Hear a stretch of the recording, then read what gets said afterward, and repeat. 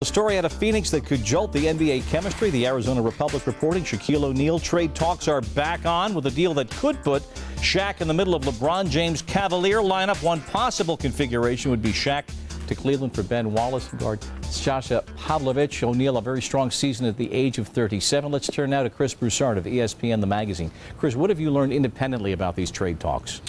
Well, nothing's imminent. You know, it's not like these clubs have talked within the last few days and said, look, let's do this. The fact is that since the trade deadline in February, when they were talking about this deal, it's really never died. Danny Ferry, the GM in Cleveland, Steve Kerr, the GM in Phoenix, they talk consistently. They're good friends. They have history together.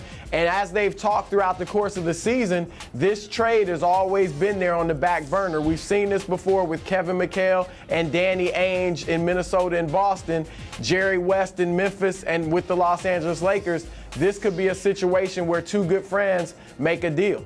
Would Shaq go to Cleveland and play through a Cleveland winter?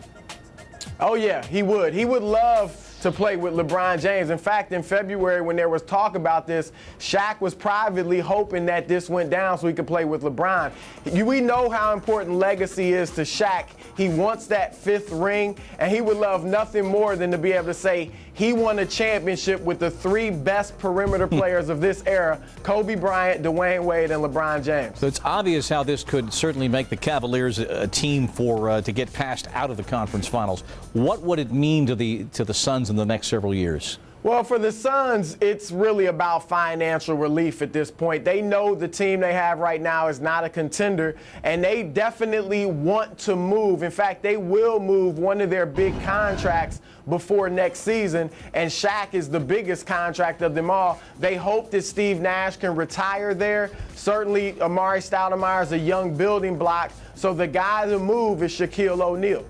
If it were to happen, as Danny Ferry conceptualizes improving this team, what are the goals and models that he has in mind for the next several years? Well, remember, last year after losing to Boston in the conference playoffs, Cleveland added Mo Williams and kind of built that team to beat Boston, and they would have had a great chance of doing that. Now they need to look at how can we beat Orlando. Shaquille O'Neal gives you a big man who can guard Dwight Howard one-on-one. He gives you a big man who commands a double team in the post, which the Cavs haven't had for a long time. There are risks involved, though. Shaq's 37 years old. You know, Shaq can't play the pick and roll very well, and that's something Orlando does. So there's some risk, but overall, the rewards would outweigh the risk. And nothing imminent, but the trade talks, once again, are ongoing and perhaps even heating up. And Chris Broussard, thanks so much. Okay, Bob.